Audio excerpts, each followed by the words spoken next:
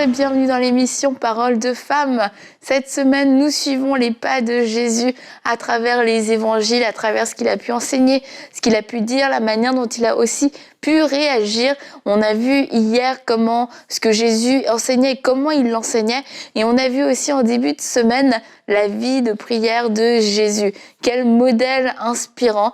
Et notre prière cette semaine, c'est que on puisse tous ensemble retourner à ce modèle, qu'on puisse tous ensemble retourner et redécouvrir Jésus peut-être comme on ne l'avait jamais fait jusqu'ici. Et aujourd'hui, nous allons parler de Jésus en tant que leader. Quel leadership Jésus avait? C'est, vous le savez, on en a parlé aussi dans Paroles de femmes, mais c'est un mot, un concept dont on parle beaucoup depuis les dernières années.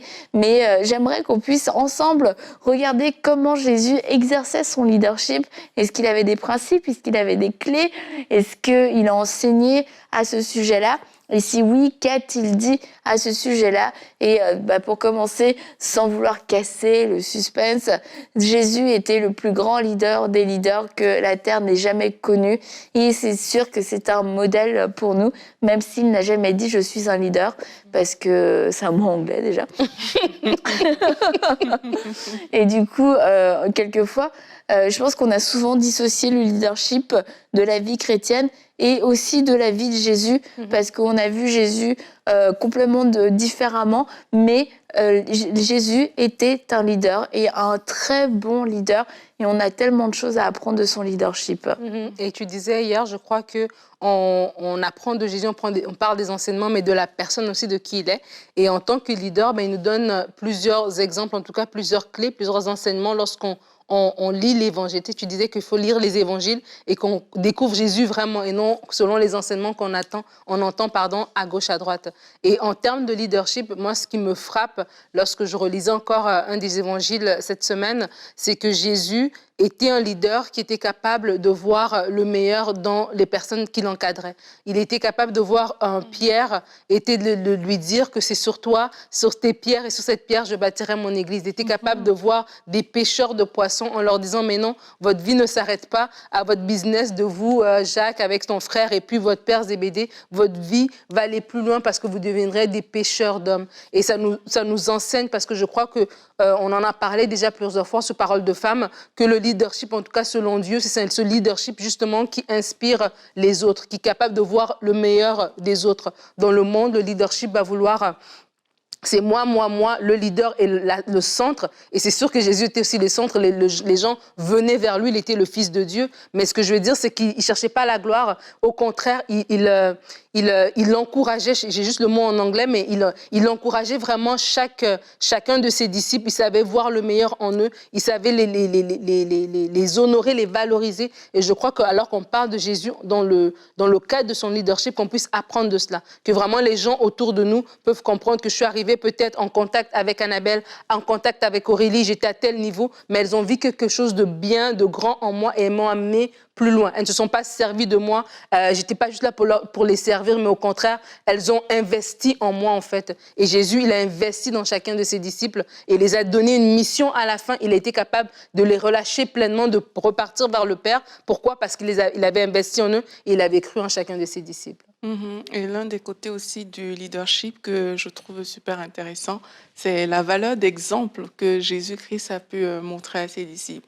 Et moi, il y a une chose en tout cas qui m'a interpellée, c'est que le leader dans certains contextes, comme tu as dit, c'est peut-être celui qui domine, c'est celui, les autres font, mais il ne fait pas tout et tout, il ne va pas s'abaisser à un certain niveau. Mais un jour, j'étais en train de lire justement encore l'épisode de la foule. Et en fait, c'est Jésus qui a renvoyé, il a dit aux disciples d'avancer, et c'est lui qui a renvoyé la foule. Moi, sincèrement, j'étais chez moi, et je dis, waouh, il travaillait parce que pour moi, je te dis, parfois, tu as une vision de Jésus, tu dis, oui, mais il a 12 disciples, ils sont ses disciples et tout, mais tu ne le vois pas forcément mettre la main à la pâte pour des choses simples, parce que renvoyer une foule, c'est pas un miracle, c'est pas de la prédication, ou je sais pas. Et moi, j'étais comme, waouh, il travaillait, il a demandé aux disciples de se reposer pour que lui, il puisse le faire. Et sincèrement, ça m'avait interpellée. Et ça, c'est une valeur aussi de leadership qui est quand même très forte. Parce que certaines personnes veulent dominer quand ils ont la position de leader. Mais lui, il met la main à la pâte. Il a travaillé avec ses disciples et tout. Et moi, sincèrement, ça m'avait touchée. Ça m'avait permis de réaliser que c'est pas parce que tu es un leader ou bien que tu as cette appellation que tu ne peux pas aussi mettre la main à la pâte. Tu ne peux pas aller faire les tâches les plus simples, les choses qui paraissent banales. C'est pas parce que tu es appelé leader que tu n'as pas à le faire. Jésus était d'une simplicité, il est d'une simplicité incroyable. Et dans son leadership, il a montré que, d'ailleurs, il a dit aux disciples que celui qui va être le plus grand, mais c'est celui qui sert. Et ça, il a aussi démontré lui-même comme une valeur d'exemple. Et moi, en tout cas, ça m'a particulièrement marqué cet aspect-là de son leadership. Et tu dis ça me fait penser qu'il a fait tout ça, mais il était quand même respecté, il était quand même honoré, il était quand même le leader. Et des fois aussi, on a peur d'être un leader serviteur, on a peur de servir les autres ou de faire ces choses parce qu'on se dit, non, si je fais ça, mon leadership va perdre de son éclat ou de son autorité. Mais Jésus nous a montré que non, en fait, il pouvait faire cela et au contraire, ça inspirait encore les gens, ça les rassurait, ça leur donnait la confiance. Tu parlais de quand il a dit celui qui veut être mon disciple fasse ces choses. Mais tu sais, quand il lave les pieds des disciples, mais c'était quand même quelque chose de très, très fort. Et ça a été un exemple pour les autres. Ça n'a pas été une occasion de chute pour les gens, mais au contraire, ça a été une inspiration. Donc, je crois qu'on parle d'être comme Jésus, on parle de suivre son exemple, ayant aussi le courage de mettre en application ce qu'on entend. Des fois, on peut lire, on trouve ça beau. Ah, c'est vrai, vraiment, il a lavé les pieds. Mais on n'a pas le courage, nous, de mettre ça en application. Mais vraiment, ayons le courage de le faire et nous allons voir, Dieu se tient derrière sa parole, se tient derrière ses principes. Lorsqu'on va vraiment faire les choses de sa manière, on va voir que ça va porter du fruit et vraiment, il y aura un impact beaucoup plus grand, beaucoup plus fort que si on fait selon nos méthodes à nous. Et une grande leçon de leadership que Jésus a donnée à ses disciples, alors qu'ils se posaient des questions d'ailleurs entre eux sur qui était le plus grand. Et il se posait des questions de leadership, entre guillemets.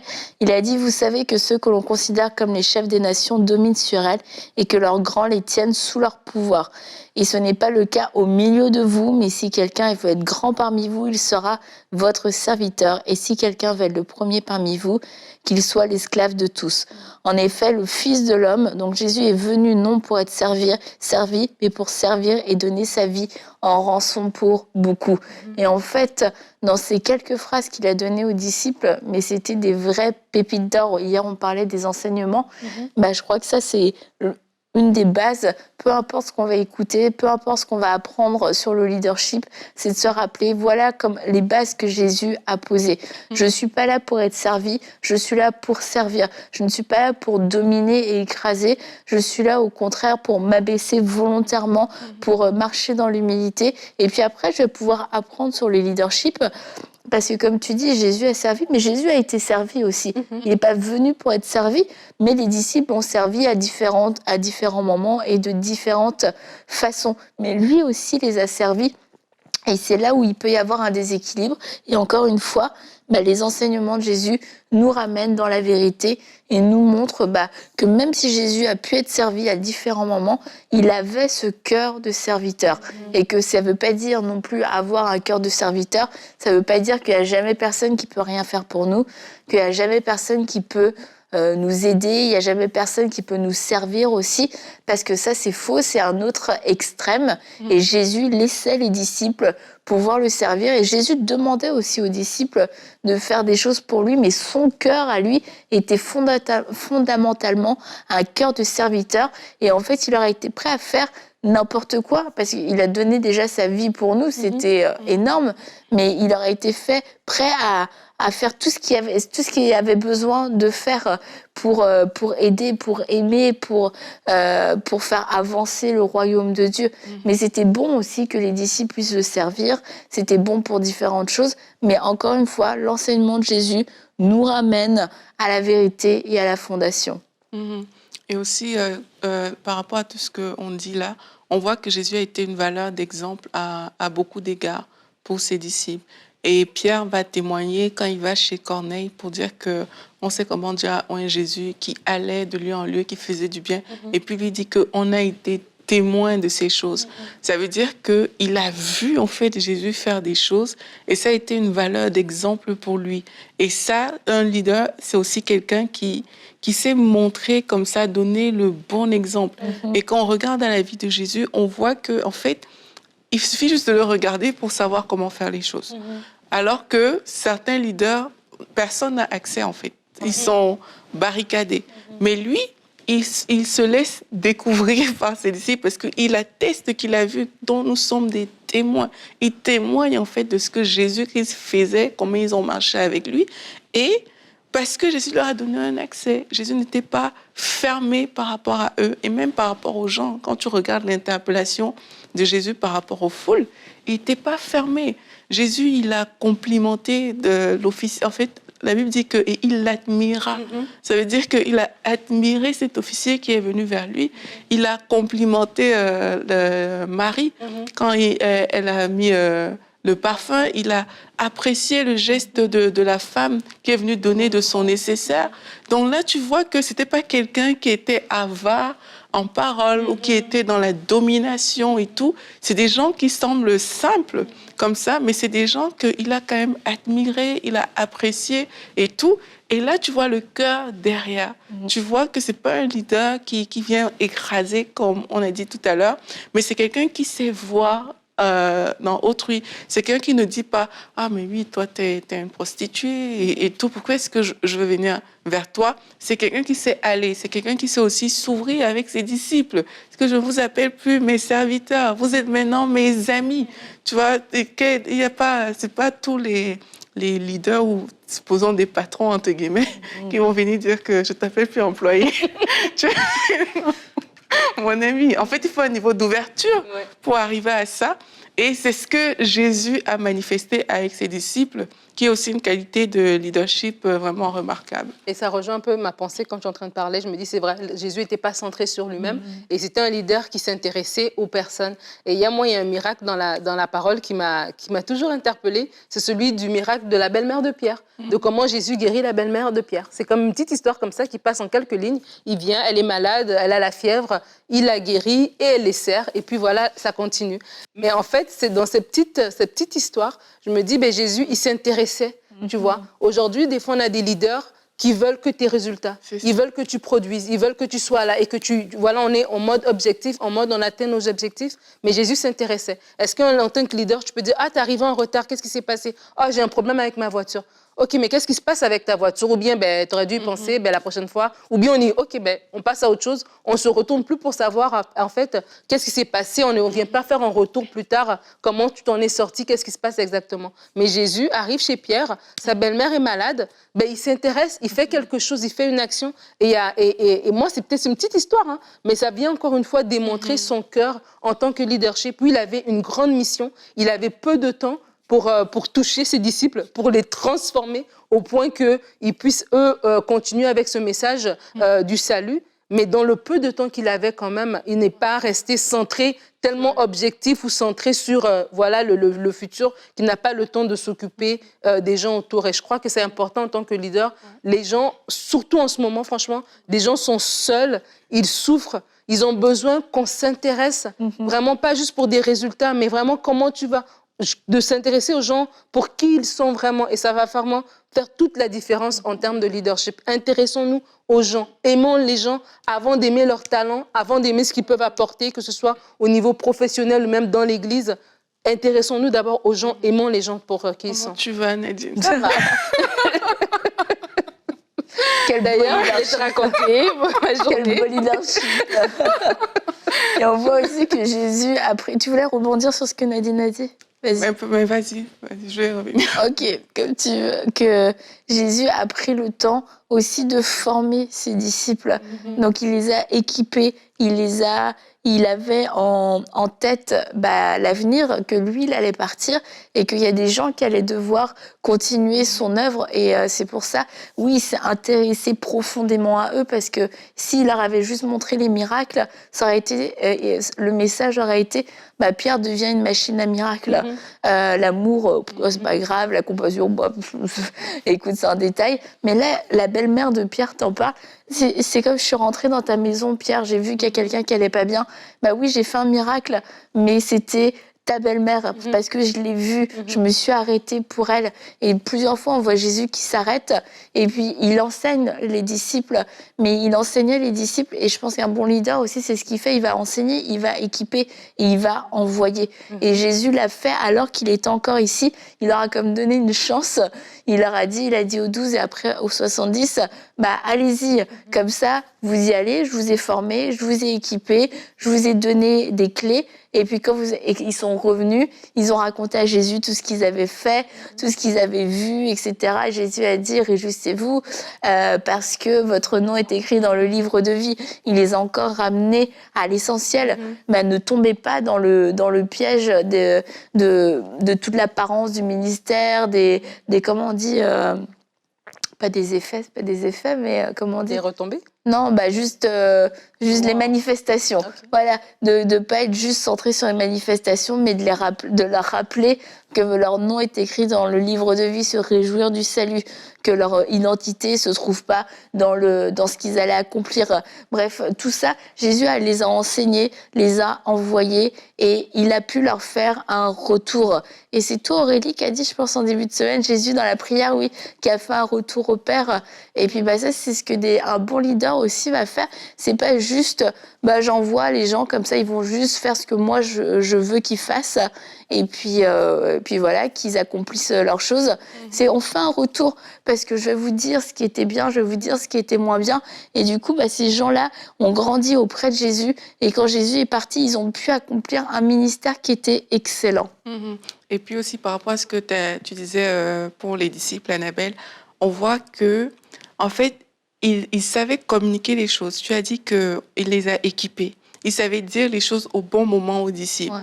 Parce que parfois, on voit que les disciples ne comprenaient pas toujours ce qu'il est en train de dire. Et puis, il attendait un autre moment. Tu vois, il leur dit même que ce n'est pas le bon moment. Et puis, il va attendre plus tard. Et là, maintenant, on voit plus tard que les disciples ont compris à ce moment-là. Il ne s'est pas lassé dans l'enseignement, dans le fait de les équiper. Il ne s'est pas lassé, et même dans sa façon de communiquer, il y a certaines choses qu'il ne leur disait pas encore, parce que ce n'était pas le moment pour eux de prendre ces choses-là. Peut-être s'il avait dit ça là, peut-être les gens n'auraient pas compris, il devrait avoir des choses. Il ne disait pas à ce moment, il attendait le moment favorable. Et c'est ça aussi un bon leader, c'est quelqu'un qui sait communiquer les choses au bon moment. Et même vers la fin, quand il annonce les choses à venir, il dit que oui, ben, vous savez, il est avantageux que je m'en aille et tout. Mais là, tu comprends que, OK, il les prépare même à son départ, il les prépare pour la suite. C'est une question de vision aussi, parce qu'il leur montre des choses qui vont arriver bientôt. Il montre que le Saint-Esprit va venir, vous allez entrer dans une autre saison. Et ça, c'est du leadership. C'est quelqu'un qui sait, ben, il équipe, mais pour équiper, il faut prendre du temps. Il faut prendre du temps avec les gens pour les former. Il faut savoir s'arrêter. Et on voit dans la parole que Jésus, il s'est souvent arrêté pour parler à ses disciples, et pas que. Parce que même quand on regarde avec quelqu'un comme Nicodème, qui vient le voir dans la nuit, il ne dit pas non, mais c'est la nuit et tout. Mais la femme samaritaine, il s'arrête. Quand je lis le passage, c'est quand même long. L'échange que la femme samaritaine elle a eu avec Jésus, il est quand même long. Même Nicodème, le temps qu'il a pris, c'est quand même un temps important. Mais il pousse en fait. Il ne s'arrête pas. OK, ben je t'ai dit, il faut naître de nouveau. Mais si tu ne comprends pas, écoute. Tu vois. Ouais. Et il va plus loin, jusqu'à ce que, pour la femme samaritaine, jusqu'à ce qu'elle capte son message et qu'elle va le publier. Il réussit à parler à Nicodème. Tu le vois avec Jairus, il marche, lui, allons à la maison. Il va chez lui, quoi. Tu vois, et tu te dis, waouh, c'est quelqu'un vraiment qui il a pris du temps, non seulement pour ses disciples, pour les former, les équiper, mais aussi pour tout le monde. Au final, il a pris ce temps, le temps que beaucoup de leaders aujourd'hui n'ont pas le temps. Tu vois, c'est dur de rencontrer des leaders. Ils n'ont juste pas le temps. Ça ne veut pas dire qu'il faut s'arrêter pour tout. Ce n'est pas ce que je suis en train de dire. Mais dans l'histoire de Jésus, on voit quand même qu'il avait le temps pour beaucoup de situations. Et ça doit nous interpeller de nos jours. Et ce qui est intéressant aussi, qui est inspirant dans le leadership de Jésus, c'était que c'était un leader qui était capable aussi de pardonner de voir au-delà des fautes, de rattraper ses disciples, de rattraper les personnes qui l'encadrent. On connaît bien l'histoire de Pierre, quand Pierre va renier Jésus, alors que Jésus va lui dire qu'il va le renier, et Pierre va le renier, et on s'imagine à la place de Pierre, tu te sens vraiment mal, tu te disqualifies, tu te dis, ben non, je ne peux plus le faire. Mais Jésus va revenir le voir, et Jésus va lui confier tout de même, va confirmer que ce que je t'avais dit, je n'ai pas changé d'avis, tu es toujours cette personne sur qui je veux bâtir mon église, tu es cette personne qui va porter cette œuvre, qui va porter ce message. Et je crois aussi qu'en tant que leader, c'est aussi un enseignement parce que on est humain et c'est vrai qu'on peut avoir quelqu'un sur qui on a beaucoup misé, comme Jésus avait quand même misé sur Pierre, c'était quand même Pierre, Jacques et Jean, il faisait quand même partie du top 3 et de justement avoir ce cœur aussi, ce cœur qui sait pardonner les fautes, qui sait rattraper, qui sait comprendre, comme tu avais dit lundi, que Satan vous a criblé, qui sait comprendre, tu sais quoi, je prie pour les gens en qui j'encadre. C'est pas juste que tu n'as pas su atteindre mes objectifs, je t'élimine, j'en prends un autre. Non, c'est toi que j'ai choisi, c'est toi qui es pour cette place-là. Autant les gens croient en nous, autant nous aussi en tant que leader, je crois qu'on doit aussi croire dans le potentiel des personnes qu'on encadre. Et quand il y a eu faute, quand il y a eu, voilà, l'ennemi les a troublés, peu importe ce qui est arrivé, d'aussi avoir ce cœur aussi qui sait voir passer par-dessus, qui sait pardonner, qui sait ramasser, qui sait rattraper, qui sait restaurer les gens pour que la mission puisse continuer. Ouais. Et même au niveau des priorités aussi, on peut peut-être en parler parce que on voit quand même que dans le ministère, il avait des priorités et des objectifs à atteindre. Et à ce verset-là que j'avais lu qui dit, on dit dès le jour, c'est dans Luc 44, on dit dès le jour... Dès que le jour parut, il sortit et alla dans un lieu désert. La foule de gens se mit à sa recherche et arrivèrent jusqu'à lui. Ils voulaient le retenir afin qu'il ne les quittât point. Mais il leur dit, il faut aussi que j'annonce aux autres villes la bonne nouvelle du royaume de Dieu, car c'est pour cela que j'ai été envoyé. On voit que lui, il a des objectifs clairs. Il n'est pas embrouillé dans sa tête. C'est qu'il a ses objectifs. Et quand bien même on veut le retenir dans une ville et tout, il dit non, mais il faut qu'on avance. Donc, il poussait aussi son équipe plus loin, si on peut dire ça comme ça, toujours dans le plan, dans la vision que Dieu lui a donnée. Et moi, personnellement, j'ai réalisé à quel point Jésus avait des objectifs quand j'ai vu comment... En lisant la Bible, j'ai réalisé que Jésus savait que Judas piquait à la caisse. Et il savait qu'il faisait des choses qui n'étaient pas toujours très claires. Mais à aucun moment, on ne voit une interpellation de Jésus par rapport à ces choses-là. Mais on sait qu'il sait. Mais c'est là où moi, je me suis dit, mais en fait, lui, il est concentré sur ce qu'il est venu faire. Et c'est ce qu'il est venu faire prime plus que toute autre chose. Tu as dit qu'il sait voir au-delà de ce que les gens peuvent montrer. Donc, sa mission est tellement importante, l'objectif qu'il a est tellement important que même une autre personne aurait, par exemple, su ça, et la réaction n'aurait pas été la même. C'est vraiment parce que la personne est importante que tu vois que, waouh, lui, il s'est vraiment passé au-dessus, même des fautes qu'on peut estimer être les fautes les plus graves. Il s'est passé au-dessus parce qu'il sait que il est dans un plan, il est dans le plan de Dieu, il est dans une vision, et cette vision-là va s'accomplir. Dans cette vision, il y aura telle chose qui va se passer, il y aura telle autre et tout. Il a conscience de ces choses et il ne cherche plus du coup à trop se défendre, à trop faire des choses, je ne sais pas, par lui-même, mais il laisse juste les choses se faire en aimant les gens et en prenant soin de toutes ces personnes qui l'entourent, malgré leurs défauts, malgré tout ce que ces personnes peuvent montrer de mauvais. Et ça, pareil, leadership excellent.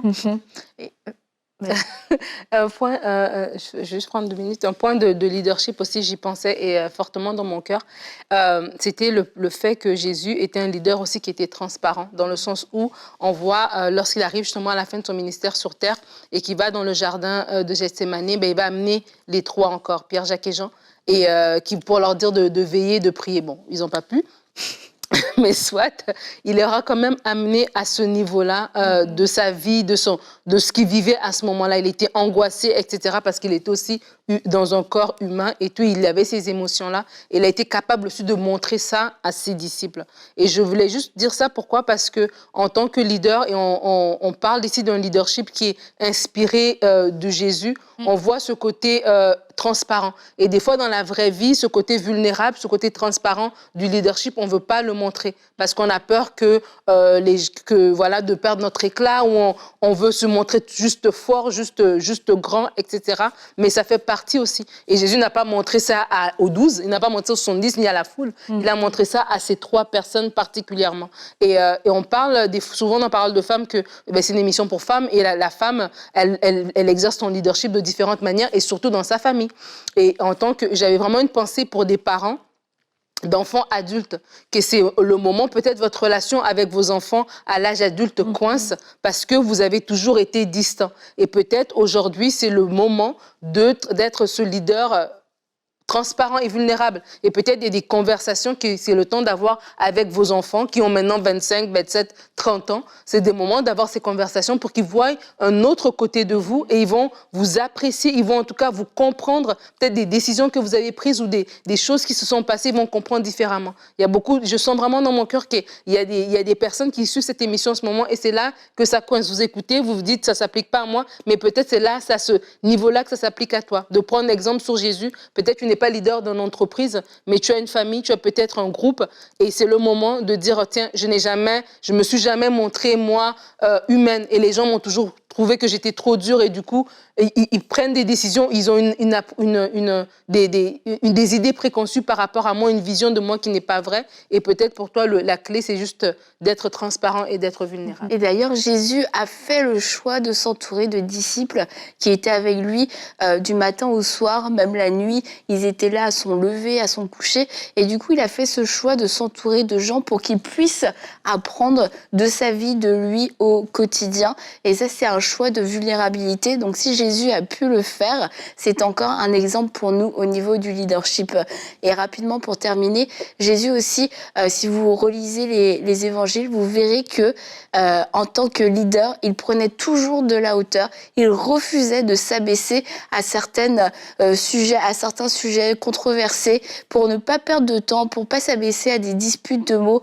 Quelquefois, les pharisiens essayaient de le piéger avec des grands mots et des grandes doctrines, mais Jésus prenait de la hauteur, et quand les disciples avaient, eux, des discussions ou des préoccupations charnelles, eh bien pareil, Jésus intervenait et il les aidait à prendre de la hauteur, à considérer la pensée de Dieu, à considérer le royaume de Dieu, et c'est comme ça qu'il a pu les enseigner. Donc en tant que leader dans votre famille, dans votre entreprise, dans votre église, prenez de la hauteur et aidez les gens avec vous à prendre de la hauteur, à s'élever au-dessus des circonstances et à ne pas s'abaisser à certaines disputes de mots qui ne font pas du tout avancer les choses.